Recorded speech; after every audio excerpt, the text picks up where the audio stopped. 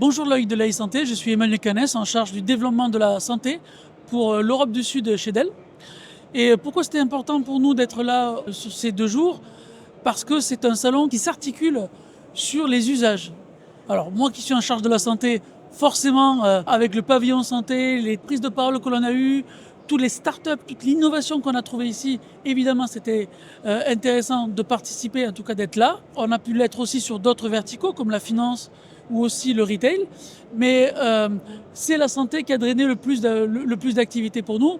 On a pu évidemment avoir des temps de parole sur la masterclass, sur la main stage, mais aussi des restitutions d'études, que ce soit le livre blanc qu'on en a fait sur l'imagerie, enfin, sur l'IA et l'imagerie, et un autre sur les usages de l'IA avec plusieurs organismes qui étaient sur notre stand. Donc c'est important d'être là parce que c'est tout l'écosystème est un moment majeur en France et en Europe, mais aussi un moyen pour nous de pouvoir encore une fois insister sur notre intérêt, notre présence et pourquoi l'IA est aussi et avant tout une question d'infrastructure.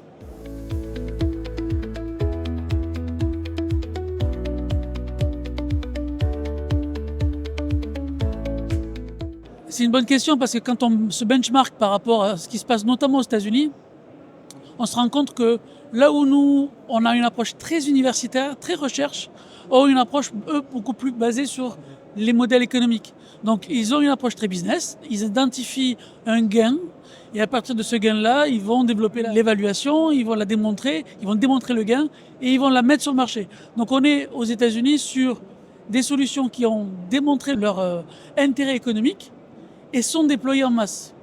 Là où nous, la différence qu'on peut trouver, c'est qu'il y a énormément d'innovation avec énormément d'intérêt pour le patient, sans forcément trouver un modèle économique qui permet de le financer.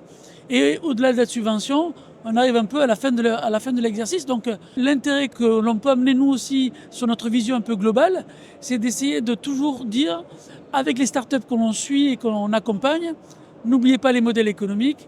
Ce n'est pas que les subventions qui vont vous permettre de continuer à survivre à l'écrasante réalité du marché. Et ce qui est important, c'est de bien, encore une fois, avoir des modèles économiques, avoir des partenaires industriels qui vous aident à croître et à vous déployer sur le marché. On est un fournisseur d'infrastructures, donc pour moi, Emmanuel, ce qui était important, c'était de dire un constructeur, une technologie, c'est important, mais ce qui est important, c'est un écosystème et c'est des usages. Ce sont ces usages qui tirent la technologie et c'est la technologie qui rend possible les usages. Mais on est sur un continuum, sur un cercle vertueux. L'un ne va pas sans l'autre. On l'a dit plusieurs fois aujourd'hui et hier. 70% des traitements de l'IA sont au plus près de la donnée. Il faut ramener l'IA à la donnée et pas la donnée à l'IA. Et c'est ce qu'on a essayé d'illustrer aujourd'hui et hier et qu'on va continuer à faire bien sûr sur les prochains événements, les prochains projets dans lesquels on est impacté.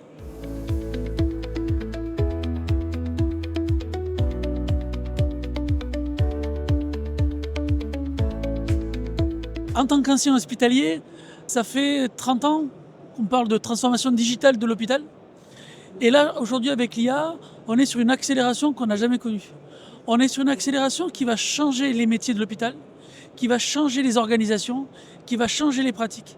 J'ai pu faire des projets de déploiement de DPI, déploiement de PACS. En 2000, mon premier projet PACS, où on est passé de l'argentique au numérique, c'était une révolution pour l'époque. Mais on changeait les outils, on ne changeait pas les organisations, on ne changeait pas les métiers. Là, aujourd'hui, à travers tous les usages que l'on peut voir ici à AI4Health et qu'on va, je pense, travailler tout au long de l'année et pour un long process, on va pouvoir, à travers ces usages-là, travailler sur comment le métier de l'infirmière, du médecin, du radiologue, dans les laboratoires, dans les différents services, vont être impactés, vont être améliorés. Pour plus de productivité, oui, bien sûr, parce qu'il faut de la productivité au niveau de l'hôpital, mais aussi pour, bien sûr, un meilleur soin, une meilleure qualité des soins, et aussi une meilleure qualité de vie pour les soignants, parce que le Covid a été compliqué, la fatigue digitale existe aujourd'hui. Combien de médecins, combien d'infirmières se plaignent d'être passé plus de temps derrière un écran que devant un patient?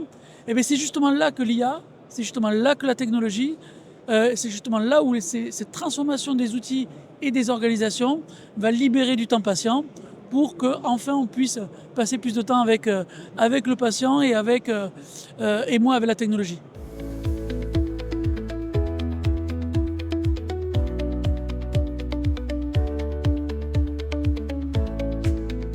Dans les yeux du CHU, pour moi, c'est une rubrique importante parce que on va pouvoir traiter sur 2 sujets, puisqu'on parle du CHU, donc on parle de soins, on parle de recherche, on parle du continuum soins-recherche, on parle de comment l'innovation, dès qu'elle émerge, on peut la mettre en application, et comment le grand volume de données que génère le CHU sert à alimenter l'entraînement de l'IA, l'entraînement de ces innovations-là.